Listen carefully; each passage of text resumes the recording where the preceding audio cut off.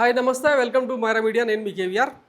తెలంగాణ రాజకీయాల్లో ఒక భారీ సంచలనం నమోదైంది. నిన్న ఫోన్ ట్యాపింగ్ కేసులో కీలక నిందితుడిగా ఉన్న శ్రవణ్ రావును పోలీసులు అరెస్ట్ చేశారు. ఆయనను రిమాండ్కి కూడా తీసుకెళ్లారు.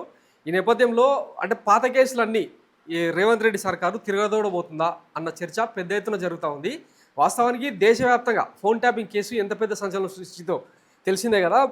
కేసీఆర్ 10 ఏళ్ల కాలంలో కొన్ని వేల మంది ప్రైవసీని దెబ్బతీస్తూ ఇంకా ఇంటెలిజెన్స్ వాళ్ళ ఇష్టానికి వాడుకొని రకరకాలుగా ఇబ్బందులు పెట్టేదానికి ఫోన్ ట్యాపింగ్ను అస్త్రంగా వాడుకున్నారన్న సంగతి దేశవ్యాప్తంగా చర్చనీయాంశమైన సంగతి తెలిసింది కదా. దాంట్లో కీలక సూత్రధారి ప్రభాకర్ రావు. ఆయనేమో అమెరికా పోయి మంచిగా ఉండిపోయిండు. ఇంకా మిగతా నిందితుల్లో శ్రవణ్ రావు కీలకమైన వ్యక్తి అనమాట. ఈయన గతంలోనే ఆ ఫోన్ ట్యాపింగ్ సంబంధించిన రికార్డులన్నింటినీ కూడా ధ్వంసం చేసేలాగా ఎట్లాంటి వ్యవహారాలు నడిపించిందో చూసినాం కదా. అయితే ఇప్పుడు ఆ కేసులో అరెస్ట్ అయ్యిందా లేకపోతే ఇంకొకటి అన్నది పక్కన పెడితే ఆయన అరెస్ట్ ఇప్పుడు తెలంగాణ రాజకీయాల్లో ఒక భారీ కుదుపుగా తెలుస్తూ ఉంది.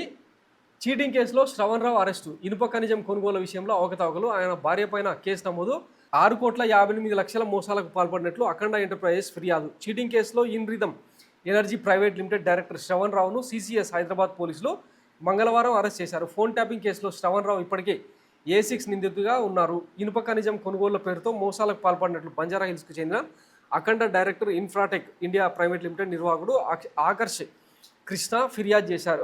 మేరకు శ్రవణ్ రావుపై కేసు నమోదు చేసి అరెస్ట్ చేసినట్లు సిసిఎస్ పోలీసులు వెల్లడించారు. కర్ణాటకలోని సండూరులో ఉన్న అకోర్ ఇండస్ట్రీ ప్రైవేట్ లిమిటెడ్కు ఇనుప ఖనిజం కొనుగోళ్లకు చెల్లింపులు చేయాలని ప్రతిపాదించి మోసపూరితంగా విడతల వారీగా 6,58,00,000 మోసాలకు పాల్పడినట్టు తెలిపారు. అకోర్ అఖండ్ కంపెనీల మధ్య శ్రవణ్ రావు ఏజెంట్గా వ్యవహరించారని వెల్లడించారు. ఈ కేసులో శ్రవణ్ రావుతో పాటు అకోర్ industry private limited director Umamaheswararao, Shravan Rao ప్రతినిధి వేదమూర్తి, శ్రవణ్ రావు భార్య స్వాతిరావుపై కేసు నమోదు చేశారు. సో ఒక చీటింగ్ కేసులో ఈయనను అరెస్ట్ చేశారు. ఇక దీన్ని ఇట్లనే చూపించి ఫోన్ ట్యాపింగ్ కేసులో కూడా ఆయనను రిమాండ్ కంటిన్యూ చేస్తారన్నది ఇప్పుడు జరుగుతున్న చర్చ. వాస్తవానికి వ్యక్తిగత ప్రైవసీకి సంబంధించి సుప్రీంకోర్టే గతంలో చాలా తీవ్రమైన వ్యాఖ్యలు చేసిన సంగతి తెలిసిందే కదా. అట్లాంటిది ఫోన్ ట్యాపింగ్ కేసు చాలామంది అంటే పర్సనల్ రీజన్స్ను కూడా ఫోన్లలోకి ఎక్కించి ఆడియో వీడియో రూపంలో తీసుకొని బ్లాక్మెయిల్ చేసి ప్రభుత్వం మీద ఎవరైనా అంటే నాటి కేసీఆర్ సర్కార్ మీద ఎవరైనా విమర్శలు చేస్తే వాళ్ళందరి రికార్డులన్నింటినీ కూడా ట్యాప్ చేసి బెదిరింపులకు పాల్పడి ఎట్లా సర్కార్ నడిపిందో చూసినాం కదా. దాంట్లో ఇప్పుడు శ్రవణ్ రావు కీలక సూత్రధారు అనమాట.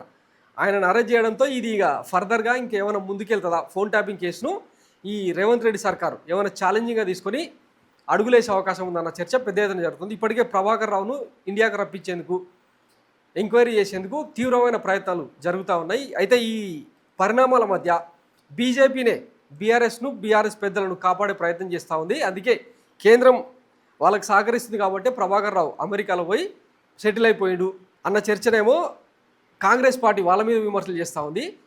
బీజేపీనేమో బీఆర్ఎస్ కాంగ్రెస్ మధ్య ములాఖాత్ ఒప్పందం నడుస్తూ ఉంది, అందుకే అరెస్టులు చేయట్లేదని చెప్పి వీళ్ళు విమర్శ ఇస్తూ ఉన్నారు. మొత్తం మీద క్విడ్ ప్రోకో రాజకీయాలతో తెలంగాణ ప్రజల్లో మాత్రం పెద్ద ఎత్తున అలజడి రేగిన సంగతి తెలిసిందే కదా. అసలు ఎవరిని కాపాడుతున్నారు, ఎవరిని టార్గెట్ చేస్తున్నారు అన్నది క్లారిటీ లేకుండా పోయిందన్నమాట.